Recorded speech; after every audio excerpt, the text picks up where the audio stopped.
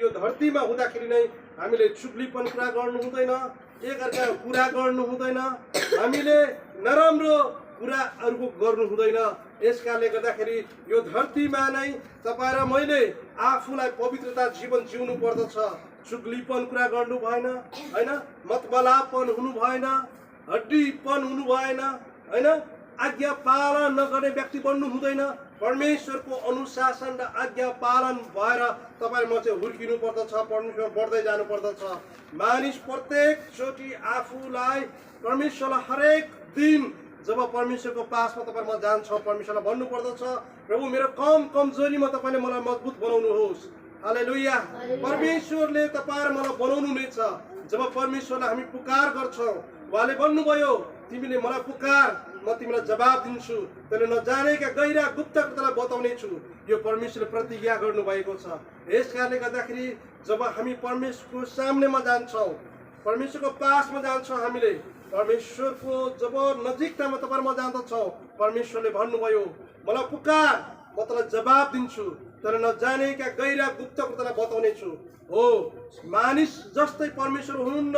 हाम्रो विचार यति मात्रै फरक छ कि जति परमेश्वरको यो धरती र आकाश जति फरक छ, त्यति फरक परमेश्वरको विचार छ।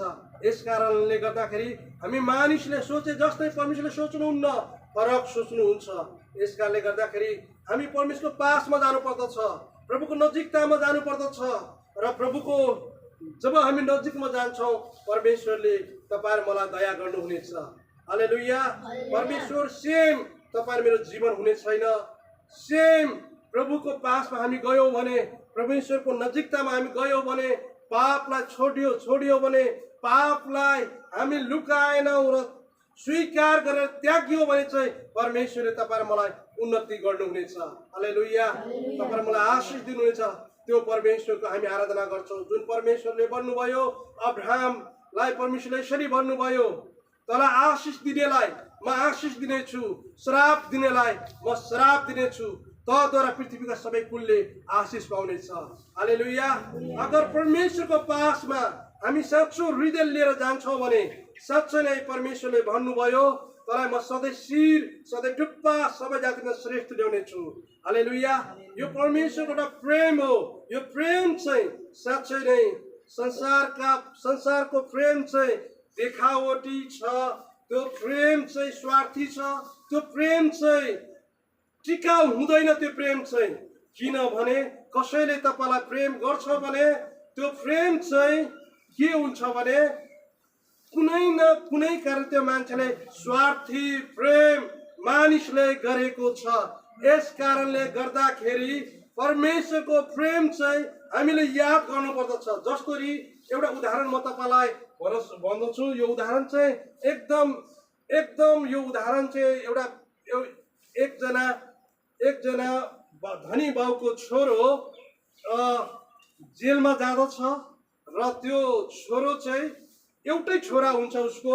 अनि त्यो छोरो चाहिँ जेलमा जब जान्छ अनि त्यो जेलमा चाहिँ त्यो छोरालाई फाँसी दिन्छ। अनि फाँसी दिनलाई रेडी गर्छ। अनि त्यो फाँसी दिने समय चाहिँ धेरै एकदम त्यो छोरोलाई जब फाँसी दिन आँटेको हुन्छ, त्यति बेला चाहिँ त्यो एउटै छोरा भएको कारणले त्यहाँ सोध्छ तपाईँको छोरालाई तपाईँले कति माया गर्नुहुन्छ।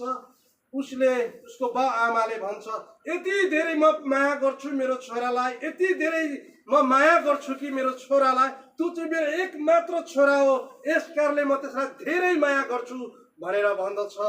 जब त्यो छोरालाई भेट्न जान्छ जेलभित्र, अनि त्यो छोराले दुईटै हात जोडेर बाउ आमालाई भन्दछ बुवा आमा म मर्न चाहदिनँ, तर तपाईँले मलाई बचाइदिनुहोस् भन्दाखेरि चाहिँ त्यो समयमा उसको बुवा आमाले भन्छ तैँले गल्ती गरिस्, म मर्न सक्दिनँ तेरो निम्ति। त्यो बाउ आमाले भन्छ म मर्न सक्दिनँ, किनभने आज हरेकको जीवन चाहिँ प्यारो हुन्छ। हरेकको जीवन चाहिँ के हुन्छ? प्यारो हुन्छ। तर तपाईँले बुझ्नु पर्दछ यो कुरोलाई, किनभने परमेश्वर मात्रै तपाईँ मेरो निम्ति बिना स्वार्थ प्रेम गर्नुभयो। त्यो कलबारी क्रुसमा चाहिँ येशू आज हामीले पाप गर्यो, गल्ती गर्यो, व्यभिचारी गर्यो, नराम्रो काम गर्यो, हामी परमेश्वरलाई चित्त दुखायौँ।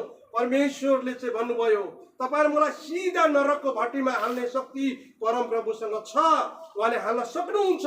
तर परमेश्वरले दया देखाउनु भयो।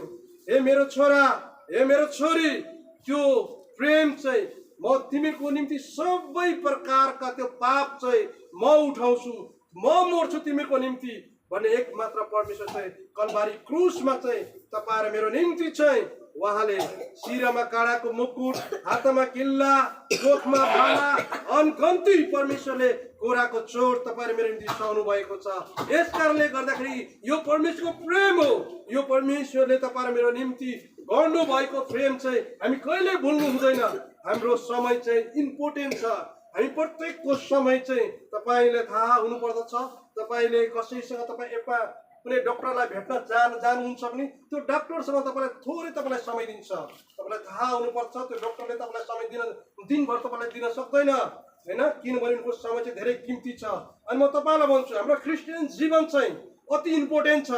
तपाईँको जीवन चाहिँ तपाईँले 4 घन्टा 5 घन्टा बसेर मोबाइल हेर्ने, टिभी हेर्ने, गफ लाएर बस्ने खालको जीवन नबिताउनुहोस्। यो चाहिँ शैतानिक जीवन हो। जसले यो काम गर्दछ त्यससँग चाहिँ परमेश्वरको आत्मा रहँदैन। किनभने तपाईँले बुझ्नु पर्दछ तपाईँको जीवन चाहिँ अगर परमेश्वरलाई प्रेम गर्नुहुन्छ भने तपाईँ धेरै जसो गरेर धेरै लामो समय तपाईँले मोबाइलमा जीवन नबिताउनुहोस्, टिभीमा जीवन नबिताउनुहोस्, होइन, एकदम गलत सङ्गतमा तपाईँ नहिँड्नुहोस्। किनभने तपाईँलाई थाहा हुनुपर्छ त्यो डक्टरले किन तपाईँलाई थोरै समय दिएर तपाईँलाई भनेको थियो। आज परमेश्वर तपाईँको जीवन तपाईँ जब परमेश्वरमा समर्पण गर्नुहुन्छ, जब प्रभुमा तपाईँले आफ्नो जीवन दिनुहुनेछ, तपाईँ सेम रहनुहुन्न। किनभने तपाईँको जीवन चाहिँ परिवर्तन हुनेछ। जब येशूमा तपाईँले आफ्नो जीवन दिनुभएको छ र तपाईँले बोल्दाखेरि पनि मान्छेले जीवन पाउँदछ। अनि परमेश्वरले भन्नुभयो उज्यालो होस् तिमी, अनि उज्यालो होस् भन्नुभयो, अनि उज्यालो भयो। हालेलुया।